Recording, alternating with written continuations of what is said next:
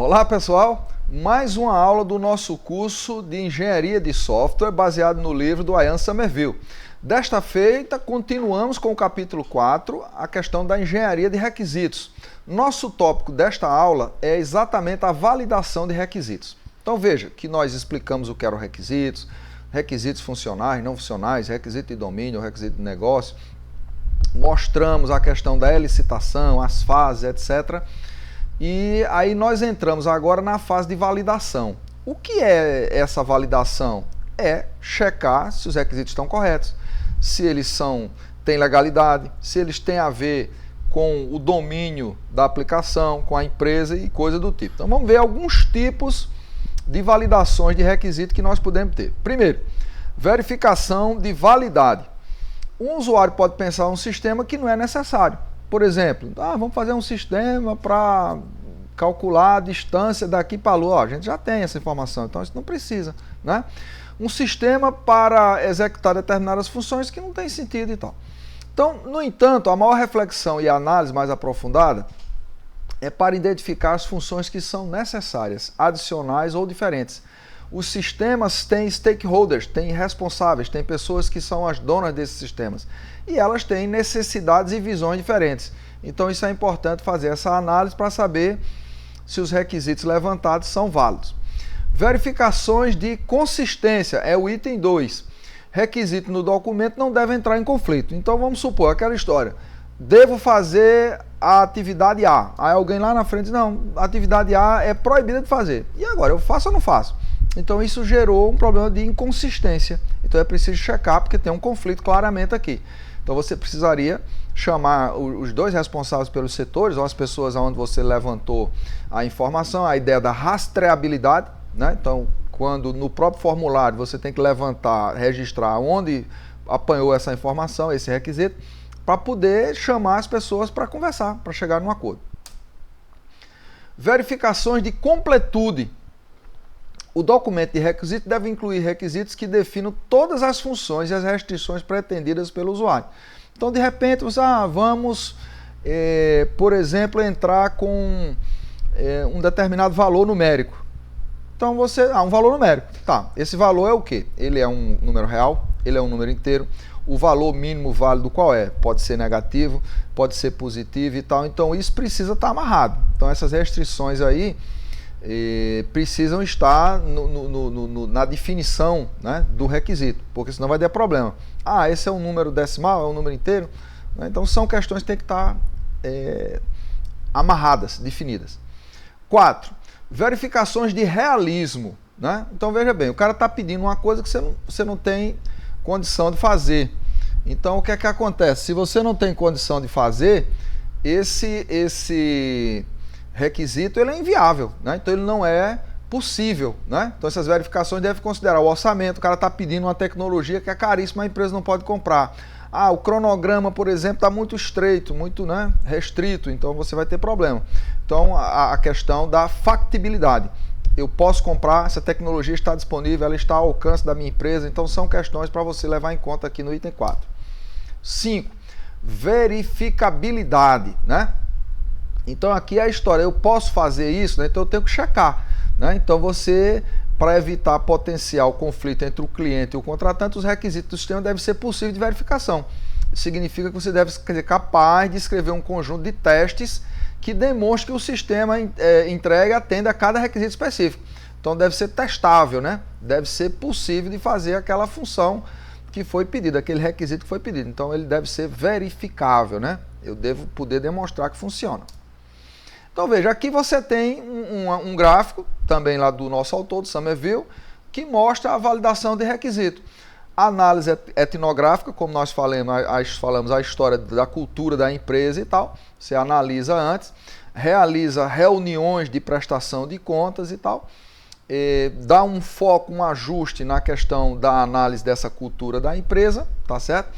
Prepara um protótipo do sistema, apresenta nas reuniões, né, e faz a avaliação desse protótipo. Então você tem aqui etapas que são interconectadas e que você faz essa validação desses requisitos aqui, tá?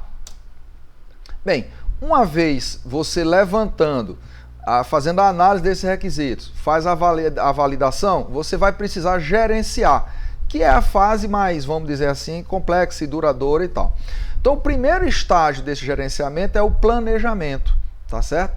Né, do gerenciamento de requisitos. Determina o nível de detalhamento requerido no gerenciamento desses requisitos. Então, você vai pensar se você vai precisar de uma ferramenta, se você vai usar uma planilha, se você vai usar alguma ferramenta gráfica e tal. Quer dizer, como é que vai ser esse gerenciamento aqui? Ela vai ser uma ferramenta, por exemplo, online, disponível para vários usuários, ou vai estar um grupo mais restrito, ou uma única pessoa. Então, essas questões de planejamento aqui. Durante o estágio de gerenciamento, você deve decidir sobre algumas questões. Primeiro, identificação de requisitos. Então, qual vai ser a estratégia, qual vai ser o procedimento, como é que eu vou fazer, etc. e tal. O processo de gerenciamento de mudanças, né? Então, o quanto eu vou responder essas mudanças ao fim de cada ciclo da iteração ou na medida da coisa vai andando nas etapas intermediárias, eu já posso fazer essas mudanças e tal.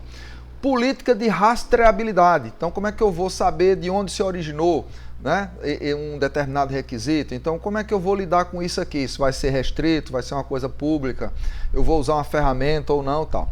E se eu vou usar ferramentas de apoio, tá certo? Então, nós vamos, inclusive, fazendo um adendo ao livro do Somerville, apresentar uma ferramenta aqui e sugerir que você pesquise outras para ter uma ideia do que é que você pode usar na sua vida profissional. Gerenciamento de requisitos, então você precisa de ferramenta para armazenar os requisitos. Então vai estar onde? Vai estar na nuvem?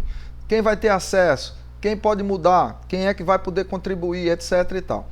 Gerenciamento de mudanças, então como é que eu vou lidar com essas mudanças, né? Gerenciamento de rastreabilidade, então tudo isso pode estar disponível numa ferramenta para facilitar a vida da equipe de desenvolvimento, né? Então imagina o que é você ter um documento, por exemplo, que sofre alterações pontuais e os outros não ficam sabendo. Hoje em dia você tem home office, você tem trabalho à distância, as equipes muitas vezes não estão mais confinadas numa sala como era comum antigamente, então são questões que podem fazer diferença e aumentar a produtividade, a eficiência do processo ou diminuir. Então nós temos aqui a questão das mudanças nos requisitos. Então, compreensão inicial do problema, há um levantamento e um registro desses requisitos, tá certo? Essa compreensão foi alterada, então eu gero aqui requisitos alterados. Então aqui você tem uma linha do tempo, então tem o início do processo aqui, compreendeu, registrou, ao longo do tempo esses requisitos mudaram, então ao mudar você já compreendeu diferente, já tem uma visão diferente, automaticamente você vai ter que alterar esses requisitos, então está ao longo do tempo o processo como se dá aqui, ok? Gerenciamento das mudanças, né? Então o que a gente vem falando aqui, lidar com isso, então um problema é identificado, você vai analisar esse problema e aí vai ter que trocar a especificação que você tinha feito. Ao fazer isso, você vai ter mudança na análise, né? E você vai ter impacto em custo. Quanto é que vai custar isso aí e tal. Em função disso, eu gero aqui as mudanças e a implementação e altero aqui os requisitos que passam a estar revisados. Então é essa linha do tempo aqui que você tem, essa cadeia aqui de atividades que levam a mostrar como funciona esse processo de mudança, de gerenciamento de mudança de requisitos. Então aí nós temos o Cradle, né, que é uma ferramenta aqui, você pode pegar aqui, né, opencad.com.br/Cradle, ok? Então conheça o Soft Cradle, que é um conjunto de ferramentas para gerenciamento de requisitos multiusuários. Contempla a ferramenta de engenharia de requisito e modelagem, tá certo? Então você tem aqui a capa dele, tá? Então você pode inclusive baixar uma versão aí, ó. Então você tem aqui uma tela, ó, tá certo? Os requisitos aqui, tá certo? Quem são os clientes, os requerimentos aqui de stakeholders, etc. Tal. Então você tem uma especificação aqui, uma ferramenta. Ó. O tratamento individualizado de cada requisito permite a edição direta através de formulários e permite também que vários usuários trabalhem simultaneamente com diversos requisitos. Os requisitos podem ser vinculados a testes de dados, segurança e outras questões críticas, riscos ou qualquer outro dado do projeto. Com o módulo Cradle-Sys, as histórias e requisitos do usuário podem ser vinculados a modelos funcionais, comportamentais, UML, análise, arquitetura e design, organizado em hierarquia de modelo e em domínio de análise e design. Então, ele não só essa ferramenta gerencia requisitos, como também permite a modelagem, né? Então, aí você já tem todo o processo sendo feito automaticamente através dela. Então, é interessante você entrar lá no site, tá certo? opencad, cad com 2d.com.br/Cradle, ok? Recomendo que você veja lá. Então, pontos, chegamos no final do capítulo. Como sempre, o Somerville apresenta os pontos-chave do capítulo. Então, vamos ver os pontos aqui, ó.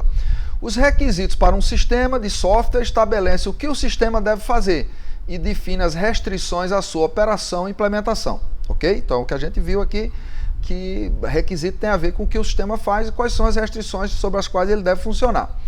Requisitos funcionais, que é a primeira categoria, são declarações dos serviços que o sistema deve fornecer, ou são descrições de como alguns cálculos devem ser realizados, ok? Então, são as funcionalidades do seu software. Requisitos não funcionais geralmente restringem o sistema que está sendo desenvolvido e o processo de desenvolvimento que está sendo usado. Então, aqui nos requisitos não funcionais, você vai ter características como tempo de resposta, capacidade de armazenamento, né, tecnologias que vão ser usadas e coisa do tipo e tal. Frequentemente, os requisitos não funcionais estão relacionados às propriedades emergentes do sistema e, portanto, se aplica ao sistema como um todo, não é uma funcionalidade específica, diz respeito a um conjunto de funcionalidades. O processo de engenharia de requisitos é um processo iterativo, que inclui as grandes fases de elicitação, né, levantamento aqui dos requisitos, especificação e validação de requisitos. Se você quiser, pode acrescentar o gerenciamento também, tá? A elicitação de requisitos é um processo iterativo que pode ser representado como uma espiral. A gente mostrou aqui a espiral. Começa lá no início, né, vê a questão da viabilidade, levanta o problema, especifica e vai abrindo e tal, tá, né? Faz a validação com o protótipo, etc, checa, então por aí, tá? Então essa espiral com a atividade de descoberta de requisitos, classificação, organização de requisitos, negociação e documentação, que é a fase final quando você tem o documento com os requisitos que estão explicitados aqui. Tá fechado? Ok, tá não? Volta, faz a iteração de novo e tal, toda a espiral desenvolvendo, protótipo, etc, validação, documentação, especificação pronta, tá ok? Não, vamos de novo e tal, e assim vai. Você pode usar uma variedade de técnicas para elicitação de requisitos, incluindo aí entrevistas, questionários. Essas entrevistas podem ser formal ou informal, reuniões, visita técnica, etnografia, que é aquela ideia da cultura da empresa. Você vai usar e representar isso em história de usuários, em cenários, né, que pode facilitar essas discussões. E a gente falou que tem um vídeo específico sobre técnicas de levantamento, as principais de requisitos, para você dar uma olhada e complementar. Você deve ter visto aí antes. A especificação de requisitos é o processo de documentar formalmente os requisitos do usuário e do sistema e criar um documento formal de requisito de software. Então, isso pode ser um documento aí no Word, com tabelas, etc, textual, ou pode ser um documento que é gerado automaticamente por uma ferramenta como o Cradle, que a gente mostrou aí, ok? Ele deve ser organizado de forma que os clientes do sistema e os desenvolvedores de software possam entendê-lo e usá-lo. Veja bem, exercícios propostos do capítulo. Então, empurrar atrás. O 4.1, identifique e descreva os tipos de requisitos que podem ser definidos para um sistema computacional. Então, você viu aquelas categorias, né? Então, você deve dizer o que é, quais são e o que é cada uma, ok? Tá certo? Descubra ambiguidades ou omissões nas seguintes declarações de requisitos para parte de um sistema de emissão de bilhetes. Então ele vai fazer aqui uma descrição de um sistema e pede para que você possa então encontrar falhas, deficiências que podem estar havendo aqui. Um sistema automatizado para emitir bilhetes vende bilhete de trem. Os usuários selecionam seu destino e inserem um cartão de crédito e um número de identificação pessoal. O bilhete é emitido e sua conta de cartão de crédito cobrada. Continuação. Quando o usuário pressiona o botão de início, é ativado um display de menu de destinos possíveis, junto com a mensagem ao usuário para selecionar um destino. Uma vez que o destino tenha sido selecionado, os usuários são convidados a inserir seu cartão de crédito. Sua validade é verificada e em seguida é solicitado ao usuário a entrada de um identificador pessoal. Quando a operação de crédito é validada, o bilhete é emitido. Então você vai analisar isso aqui para ver se condiz com a realidade, se não está faltando alguma coisa, se tem alguma inconsistência. Busque problemas nessa especificação aqui, tá? nessa descrição aqui de um sistema de emissão de bilhetes, beleza? 4.3. Reescreva a descrição anterior usando a abordagem estruturada descrita neste capítulo. Então você viu lá que você pode usar, por exemplo, uma tabelinha estruturada, tal, com antecedentes, o que é que eu faço, se der problema, etc. E tal. Então seria uma forma de reescrever, que aqui na questão 4.2 está usando o português, né? Então aí você aqui tem problema, então vai usar aquela tabelinha que a gente mostrou aí antes. Escreva um conjunto de requisitos não funcionais para o sistema de emissão de bilhetes, definindo sua confiabilidade e tempo de resposta esperados. Você também pode colocar aqui a questão da disponibilidade. Você pode entrar com algumas questões sobre, por exemplo, arquitetura e etc. e tal. Pode pensar alguma coisa nesse sentido. 4.5. Usando a técnica sugerida neste capítulo, em que as descrições em linguagem natural são apresentadas em formato padrão, escreva requisitos do usuário plausíveis para as seguintes funções. Então, um sistema de bomba de gasolina autônoma, que inclui um leitor de cartão de crédito. O cliente passa o cartão pelo leitor e em seguida especifica a quantidade de combustível requerida. O combustível é liberado e a conta do cliente debitada. Então você vai usar aquela tabelinha lá, que é o que ele chama aqui de linguagem natural estruturada. A função de distribuidor de dinheiro de um caixa eletrônico de banco ATM. Os recursos de verificação e correção ortográfica de um editor de texto. Então esses 3 exemplos aqui você vai tentar formatar, tá certo? Os requisitos dos usuários para que fique usando aquele formato da tabelinha padrão aí. 4.6. Sugira como um engenheiro de software responsável pela elaboração de um sistema de especificação de requisitos pode manter o acompanhamento dos relacionamentos entre requisitos funcionais e não funcionais. Então aqui você vai pensar, se você está desenvolvendo um sisteminha aí, uma ferramenta, tá certo? Como é que funcionaria isso aí? Como é que você vai relacionar? Muitas vezes um requisito não funcional está associado a vários requisitos funcionais, por exemplo, né? Então como é que você vai estabelecer isso? Pense como é que você montaria essa estrutura. 4.7. Usando o seu conhecimento de como um caixa eletrônico funciona, desenvolva um conjunto de casos de uso que poderia servir de base para o atendimento dos requisitos para um sistema de ATM. Então você já viu ali a ideia do caso de uso, você tem os atores e você tem as ações, né, os processos que eles utilizam. Então como é que você poderia tentar especificar? Use os exemplos do livro para se basear e tentar fazer. 4.8. Quem deve ser envolvido em uma revisão de requisitos? Desenhe um modelo de processo mostrando como a revisão de requisito pode ser organizada. Então é o seguinte, uma revisão de requisitos aqui, quem deve? Não, só engenheiro de software, não, só o projetista, não, o usuário não, o gerente de área, etc. Então quem seria? Então tente sistematizar isso aí, fazendo um diagrama para mostrar como é que esse processo funciona.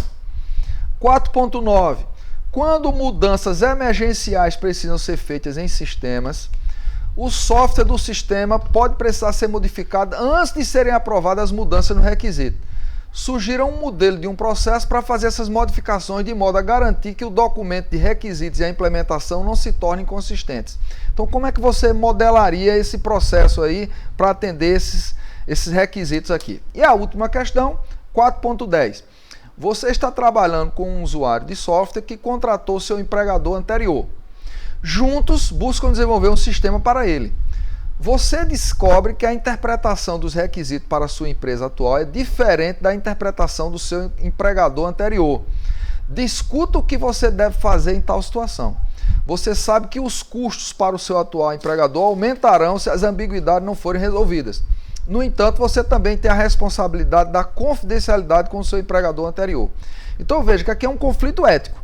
Você vai procurar o seu empregador anterior e vai mostrar as inconsistências, ou você procura o seu empregador atual e dedura as falhas no processo que estão associadas à empresa que você trabalhava antes. Então, é uma questão interessante porque você pode a qualquer momento estar envolvido numa questão desse tipo na sua atividade profissional. E, por fim, né, esse material é um resumo, né, se baseia no capítulo 4 de Engenharia de Requisitos do Ian Somerville. Então, pessoal, engenharia de software. Quero que vocês leiam o capítulo, façam os exercícios, tá certo? Qualquer coisa, fiquem à vontade para fazer contato pelo nosso canal lá no YouTube e pelo ambiente das aulas. No mais, até a próxima. Dá uma curtida aí, compartilha, divulga. Valeu!